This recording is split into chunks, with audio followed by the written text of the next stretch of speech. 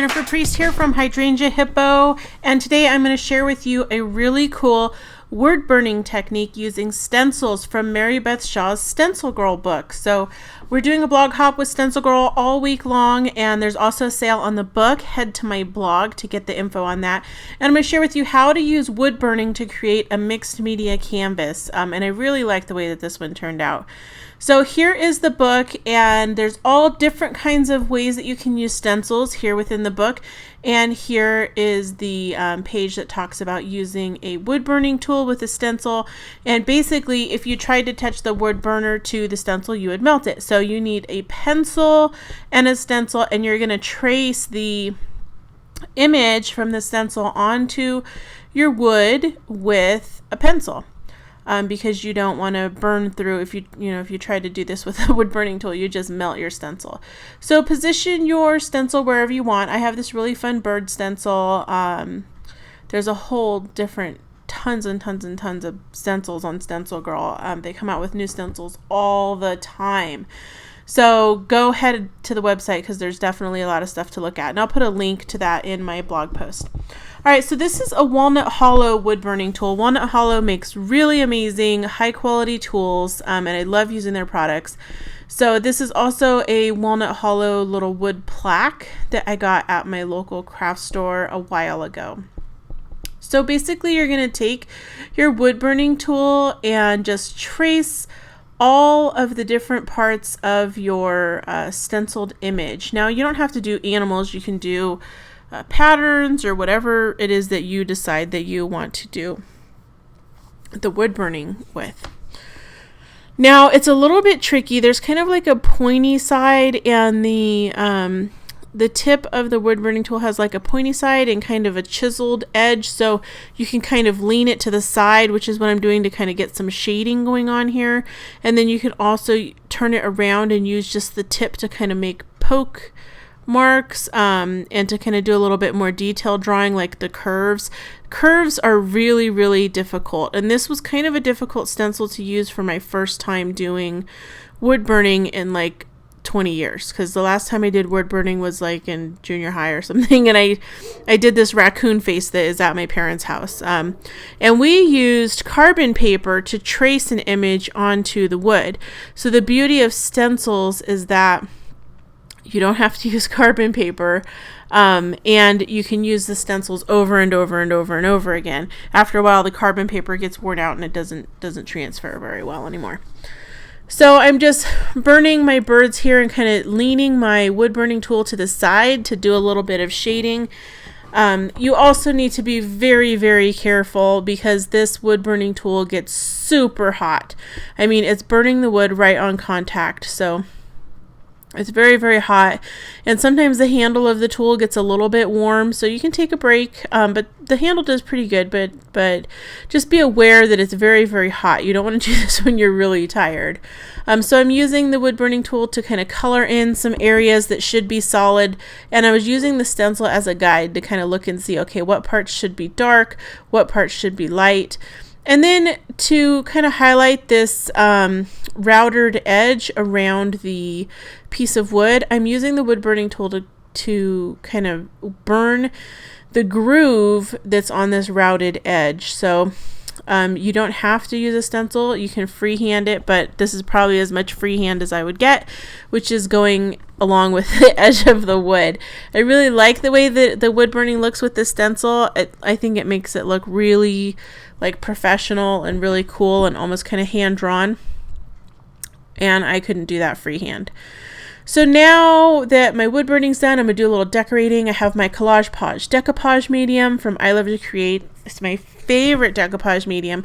And I'm just decoupaging some old book pages here on the kind of plain parts of the wood canvas so that it kind of fills it in and gives it a little bit more activity. I always like the look of book pages on collage and on mixed media, so just have to put it on there. Now once that's dry, I took some spray inks. These are Colorbox Spritzers dye inks from Clear Snap, and I just sprayed them in different colors all over the wood, and then I blotted it. And what's nice is I wanted this to soak in different ways on the paper, so I didn't seal it very well. Then I took another Stencil Girl stencil. This is a branches stencil and some gold paint. This is my favorite color of gold paint. It's called Metallic Kim Gold.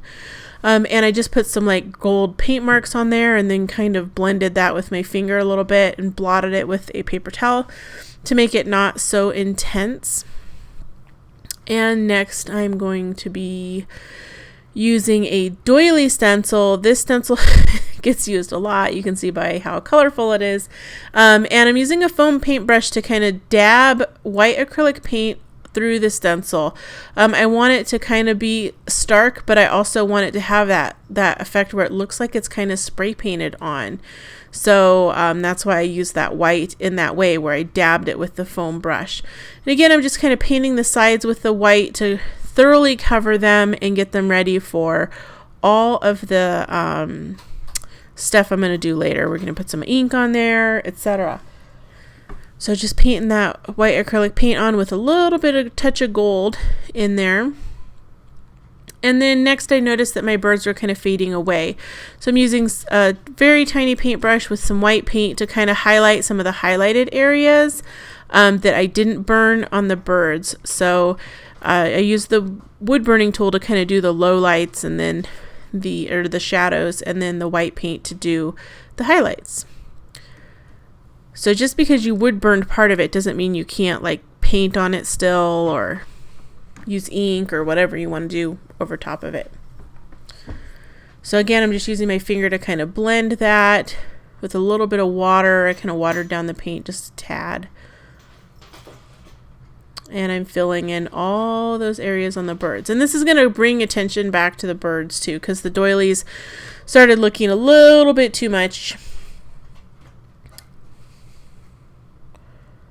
And then to kind of tone the doily down, I actually took some brown acrylic paint and replaced my doily or my doily stencil and used some brown acrylic paint on there to kind of tone it down just a tad. And then this is an acrylic pigment ink called Eyes ink, and I just splattered that all over and then used a heat gun to set it.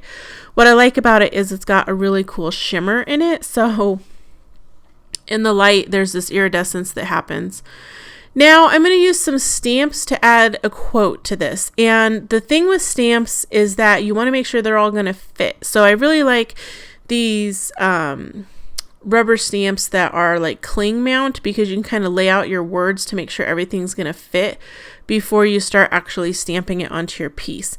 Now these are from Stampin' Up. They're really old. You probably can't find them anymore, but I'm sharing them because they're a good set, and they're another example of why you want to get cling mount rubber stamps, because you can do stuff like lay all your letters out and make sure they fit. Now the ink I'm using here is some Donna Salazar mixed media inks from Clear Snap. This is a very, very juicy pigment ink. Now this ink pad itself is actually a little dry, so later on I'm going to go grab another ink pad that's the same color and stamp with that. So you can see that that's much darker. So I'm just going to re-stamp everything using my clear block to help me line it all up. And just continue stamping until I have the entire quote there on the piece. Now, once I'm done with all the stamping, I took a paint marker and wrote the same quote on the side of the canvas. I really like to do this, write words on the sides of canvases. And this one's kind of hard to do because it's a rounded edge and it's a little rough. But these paint pens work good, and I just did some messy quotes on there. Now again, I'm taking more of that Colorbox Spritzers dye spray ink, and I'm spraying those edges. Remember, I painted them white, so I want to kind of add some color. And I'm using some watered down black acrylic paint with a paintbrush to add some splatter marks, and then setting those with a heat gun. Now, I don't like to wait for stuff to dry, so I blot that with a paper towel to kind of finish things off, clean my little area. And then I decided to add a couple embellishments. I added this really fun button and then a couple little rhinestones.